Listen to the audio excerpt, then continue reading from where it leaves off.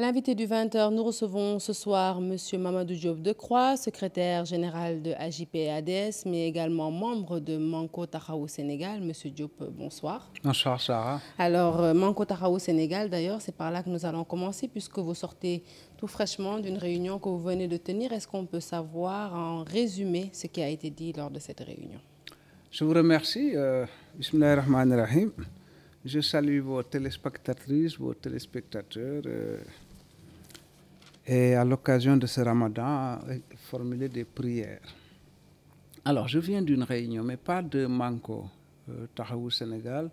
Le coordonnateur de Manko Taxawu Sénégal, le président Malick Gakou, est en train de procéder encore à des consultations avant de convoquer la réunion plénière des leaders de Manko. Bon, pour l'instant, ce n'est pas encore le cas. Par contre, je viens d'une réunion d'un groupe de partis, d'associations, de mouvements qui ont décidé de mettre en place une coalition électorale. Bon, on ne veut pas quand même, puisque les délais sont très très courts. Donc il faut créer les conditions pour ne pas être laissé en route et rester ouvert justement à ces perspectives dont j'ai parlé tout à l'heure avec Malick Gakou. Alors, cette coalition, nous l'avons mise en place, nous l'avons déclarée ce matin.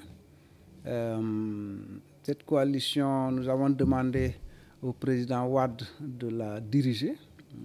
Elle s'appelle comment, cette coalition? Elle s'appelle la coalition gagnante Wattu Sénégal. Voilà, la coalition gagnante Wattu Sénégal. Avec Abdoulaye Wade comme tête de liste. Avec Abdoulaye Wade comme tête de liste, s'il l'accepte, et je pense qu'il va accepter. En tout cas, nous avons demandé à Oumar Sarr de lui en parler, de lui dire que nous avons formellement sollicité sa présence à la tête de notre liste. Parfait. Vu le contexte actuel, on vient de le voir dans le journal, Mamadou Diagne Fada qui a créé Manko Yeesal Sénégal, vous annoncez tout de suite la coalition gagnante Wattu Sénégal. Ce qui est rassurant, c'est qu'on a Sénégal partout, parce qu'on s'y perd un peu avec toutes ces coalitions, mes enfants.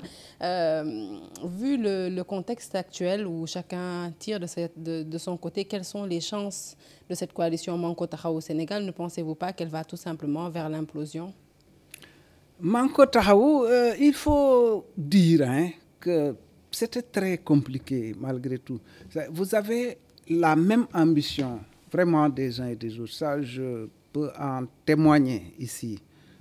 Tous ceux qui ont concouru à la naissance de Manko Taxawu Sénégal avaient une ambition de porter un parlement nouveau comme projet et de procéder aux réformes dont le pays a besoin. Mais la coalition est trop vaste et les délais légaux trop courts pour que nous puissions discuter et nous mettre d'accord sur tous les aspects. Il n'y a pas seulement que la tête de liste, une quarantaine, une cinquantaine de partis, d'associations, de mouvements pour discuter, se mettre d'accord par département, la liste nationale, etc., etc. Tout ça a été très compliqué. Bon, on continue encore de... Et vous ne pensez pas que ces ambitions que vous avez en commun, cette patrie qui doit passer avant la coalition, avant le parti, ne pouvait pas transcender vous avez raison, tous madame. ces clivages? Oui. Vous avez raison, madame, mais il faut discuter. Tout le monde veut ça. C'est clair, je peux en porter garant, mais cela n'a pas été possible vu les délais qui nous sont impartis. C'est demain qu'on dépose les listes et on ne peut pas continuer à discuter parce que sinon il y a des délais, quand les délais sont dépassés, vous êtes forclos, etc. Peut-être la prochaine fois, les gens prendront suffisamment de temps pour discuter et se mettre d'accord. Alors revenons-en à la coalition gagnante Wattu Sénégal dont vous venez de nous parler. Que répondez-vous à ceux qui d'ores et déjà vont vous dire quelle est la pertinence de mettre quelqu'un comme Abdoulaye Wade, avec tout le respect qu'on lui doit, qui a un âge assez avancé, comme tête de liste nationale et surtout qui n'est pas là, qui n'est pas sur le terrain? Oh, Abdoulaye Wade sera là, machallah, si Dieu le veut. Il a une excellente santé, je touche du bois. Il est d'une fraîcheur tout à fait remarquable. Et Abdoulaye Wade, c'est aussi un symbole. C'est le symbole d'une ambition pour le Sénégal et pour l'Afrique. Il l'a démontré 12 ans durant. Même ceux qui n'étaient pas d'accord avec Wade, vous l'avez constaté après 2012, ils disent tous, il a très bien travaillé, mais... Et c'est ça qui est important au fond. Pourquoi on désigne, on vote pour un président de la République? C'est pour qu'il travaille. Wade a travaillé pour le Sénégal et a travaillé pour l'Afrique. Désormais, c'est un symbole. Vous avez vu, quelqu'un a dit tout à l'heure qu'au fond, c'est également le projet Réthiou. Peut-être beaucoup de gens qui avaient voté contre le président Wade ont regretté d'avoir voté contre lui.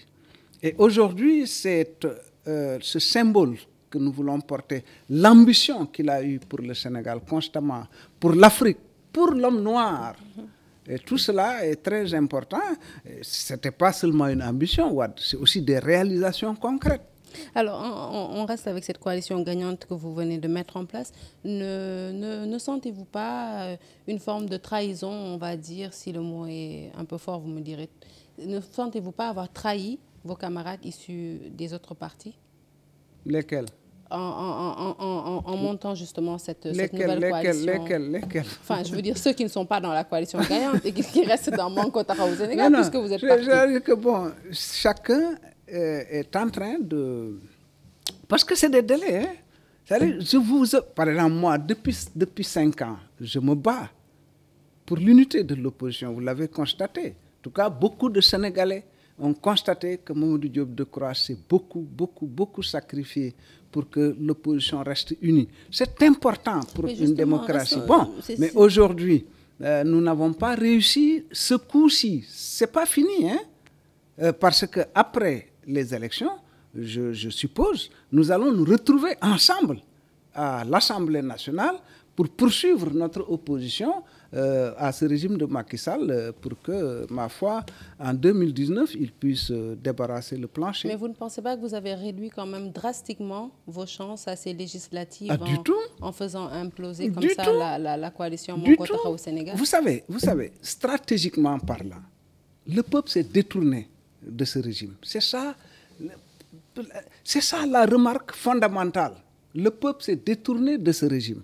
Donc, ceux qui se présentent contre les listes de Benno auront forcément des suffrages. Maintenant, quelle est la liste qui aura le plus de suffrages? C'est les Sénégalais qui vont en décider.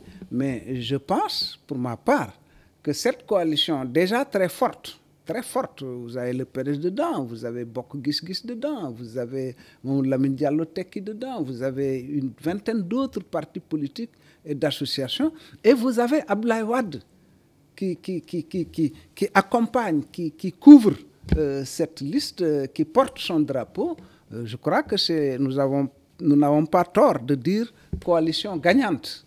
Alors finalement, Mamadou Diop Decroix, malgré tout ce que vous venez de nous dire, cette guerre de leadership, on va dire, ne renseigne-t-elle pas aujourd'hui vraiment, en toute objectivité, sur le vrai visage des hommes politiques qui finalement tergiversent au gré du temps, des idées, des affinités et qui créditent cette thèse selon laquelle finalement les politiques ne sont mus que par leurs intérêts personnels, au détriment de ceux du peuple? C'est un point de vue très superficiel, madame, très superficiel. Et de la part d'intellectuels, c'est un point de vue très pauvre. Parce que la classe politique, ce dont on parle en termes de classe politique, est-ce qu'ils tombent de la planète Mars ou de Jupiter ou de la Lune? Non, ce sont des Sénégalais. Ce sont des Sénégalais qui émanent de la société sénégalaise, qui elle-même a ses problèmes. Vous parlez des partis politiques, mais c'est partout. C'est partout, regardez. Même dans les mosquées, vous avez des problèmes d'imams. Parfois, les gens se battent. C'est ça le problème de notre société. On ne peut pas extraire une partie pour parler de les traîner, enfin les accuser de tous les péchés d'Israël et considérer que l'autre partie est saine. Non, c'est notre société globalement. Je ne suis pas très fier de certains comportements. Puisque vous parlez de notre société, quel aperçu Quel aperçu enfin je cherche le mot, quel regard portez-vous sur cette société? La société sénégalaise, oui. C'est une société malade. Nous sommes une société malade. Et c'est pour cette raison qu'il faut se battre pour transformer cette société. Sinon, on n'avancera pas, madame. Il faut réformer notre pays profondément. Il faut la réformer politiquement. Il faut le réformer, politiquement, le réformer économiquement, le réformer socialement, le réformer culturellement. C'est toutes ces réformes. C'est pour cela que la tâche est immense, mais en même temps, elle est exaltante. Et vous pensez que pour le réformer, ce qu'il faut aujourd'hui, c'est mettre en place de nombreuses coalitions au point où même les citoyens s'y perdent. Mais ça fait partie des problèmes que nous avons. Cela fait partie des problèmes que nous avons. J'ai parlé tout à l'heure d'imam. Au Sénégal, hormis la prière, dans tout autre problème, toute autre situation, vous aurez des batailles pour qui va diriger, etc. Même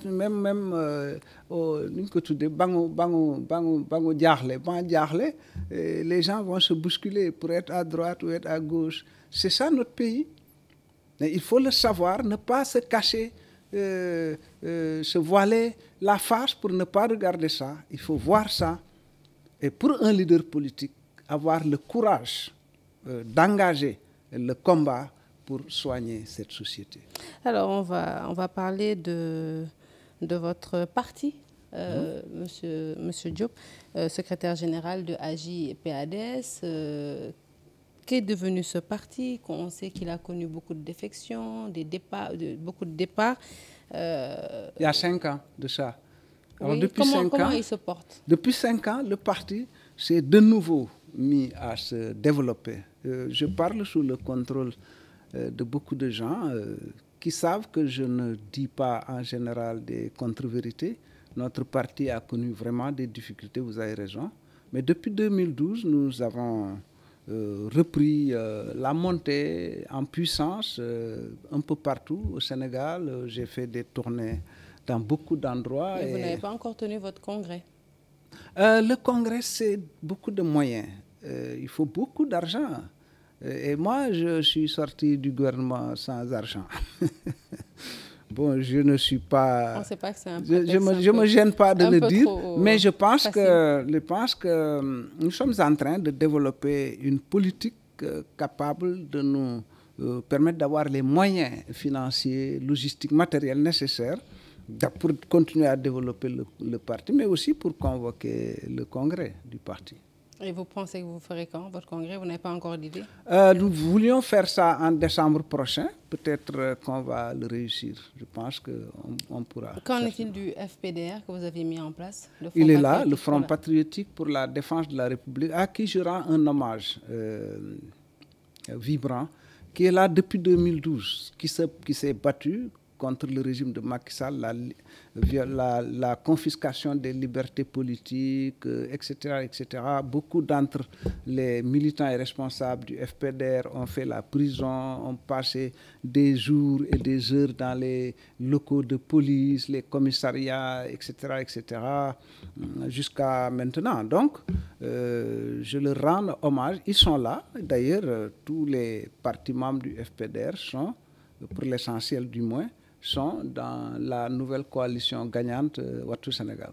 Merci beaucoup, Mamadou Diop Decroix. Je rappelle secrétaire général d'AJ-PADS, membre d'une nouvelle coalition, donc coalition gagnante Wattu Sénégal.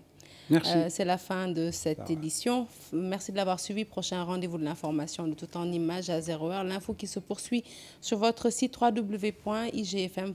Excellente suite de programmes sur la TFM. Excellente soirée.